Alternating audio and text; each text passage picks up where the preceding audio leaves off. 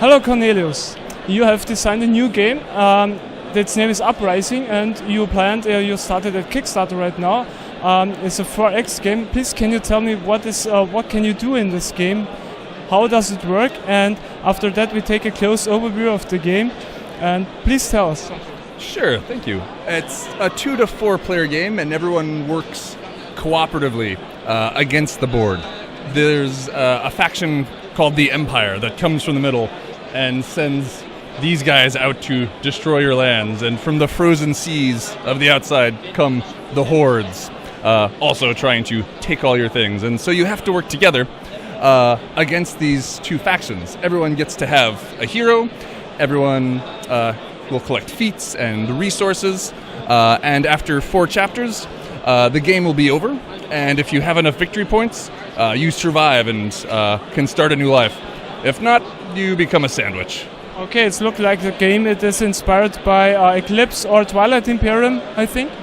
It has hexes, and yes, it definitely has a lot in common with those games, but the fantasy part is obviously different, and the cooperative part is very different. And for how much players and how long is the playing time? It looks like it's an epic game. It's an epic game, yep. Because there's some politics, it could last up to 4 hours, but we can finish a game in 3 hours very easily. And if 2 players play, you can be done in 90 minutes. But it depends on how much story you want to tell and how much you enjoy talking about what's happening.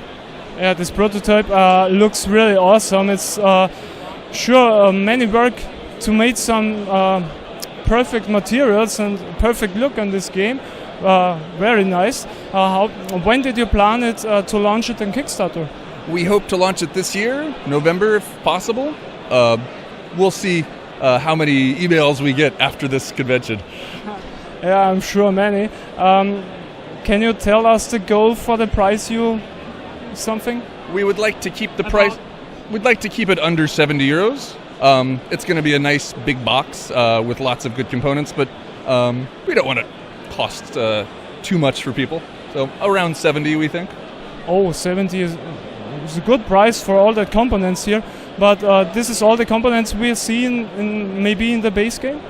Yep, this is pretty much what it's going to look like. All this art on these miniatures and these 3D printed models, these are all things that we've designed and put together. And there might be 1 or 2 changes, but I would be surprised if it looked much different. Very cool. Thanks. Can you tell us now something about the rules?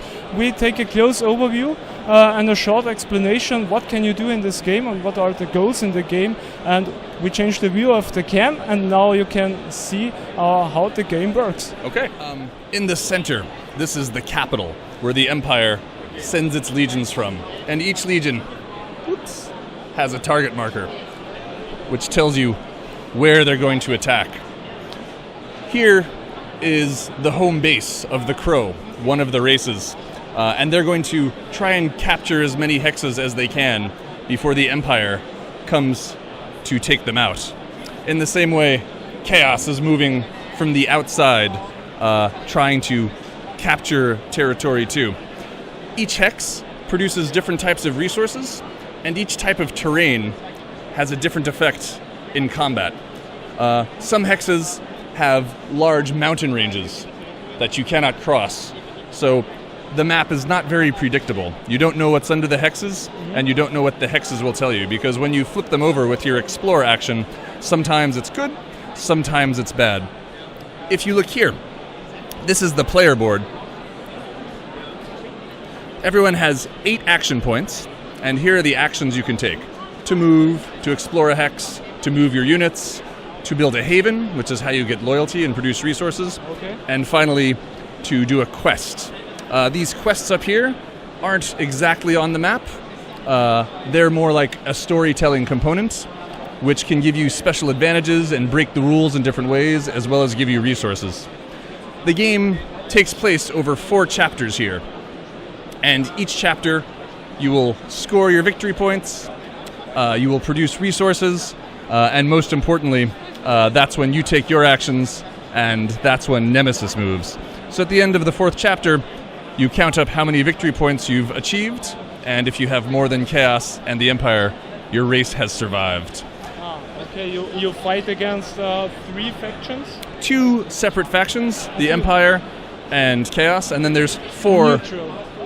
They're your enemies, that's for sure. Okay. They don't like each other.